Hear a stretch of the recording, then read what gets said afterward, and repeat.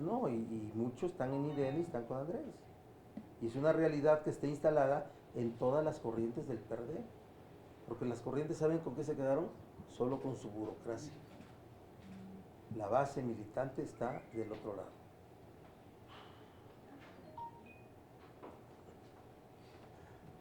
¿Serían todas las preguntas? Un asunto más, señor, por favor. Salude a Claudia Flores. Oiga, Los Pinos, el secretario de Gobernación, intervienen en la situación que le ocurrió al licenciado López Obrador en Estados Unidos con el asunto de los 43 normalistas desaparecidos y su revire del licenciado López Obrador, que dice que eso se lo reclamen al presidente y a las Fuerzas Armadas, y ayer hubo un desfile de defensores de las Fuerzas Armadas. Y cómo es posible que quiera ser comandante de las Fuerzas Armadas una persona que inculpa sin pruebas al ejército.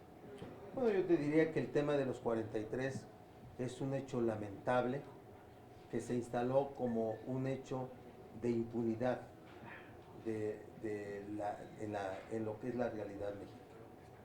Un hecho en el cual intervienen evidentemente la policía municipal de Iguala y ¿cómo se llama el pueblo de junto? Cocula. Pero el involucramiento de la policía estatal y el involucramiento negligente, omisivo de parte del ejército, ahí ha quedado sin determinación. Recuerda que es parte del trabajo de los expertos que vinieron y que dejaron conclusiones, pero no se les permitió asumir posiciones de investigación, porque la verdad tampoco se podía, porque no son autoridad en la realidad mexicana. Entonces yo así entiendo lo que expresó el licenciado López Obrador, ¿sí? Lo otro es, sin duda, todo es político, todo es estrategia política. Usar inclusive al ejército y a la marina como parte de la estrategia para descalificar a López Obrador. Así lo veo yo, ¿eh? O sea, el Estado mexicano sí va a tener pendiente para siempre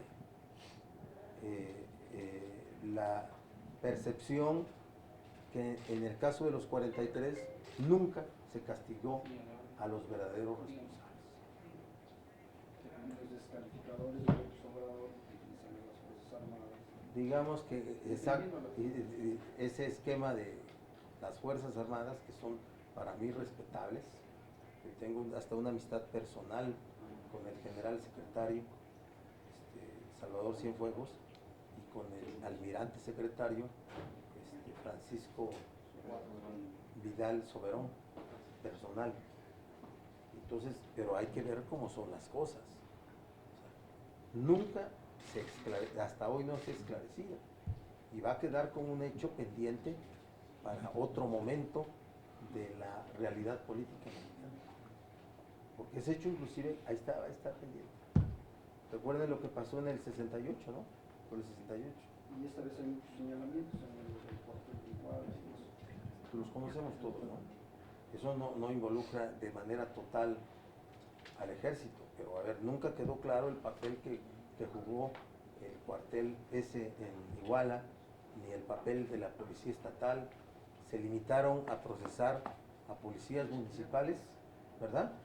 Al encargado de seguridad pública de Iguala y no sé si de Cocula, pero de Iguala sí, y a los delincuentes, a los integrantes de las bandas delincuenciales. El secretario de la Defensa cuartel tuvo que ver el caso. Bueno, fue pública la posición, o sea, fue pública la posición del ejército de no dejar que, por ejemplo, el grupo de expertos, como se llamó, no tuvieran acceso a interrogar a los militares. Y puedo yo hasta entenderlo, porque los expertos no tenían función de autoridad, ¿sí? Venían ellos a revisar las actuaciones, no a hacer investigaciones por propia cuenta y que tuvieron la fuerza de una prueba legal. Episodios por aclarar en el futuro, sí. Sí, creo que sí. Cualquier gobierno que llegue, se quedara el PRI, llegara el PAN o llegue López Obrador, van a ser temas que van a resurgir. Van a resurgir. Muchas gracias. Se le agradece, señor. Juanillo. ¿Mm?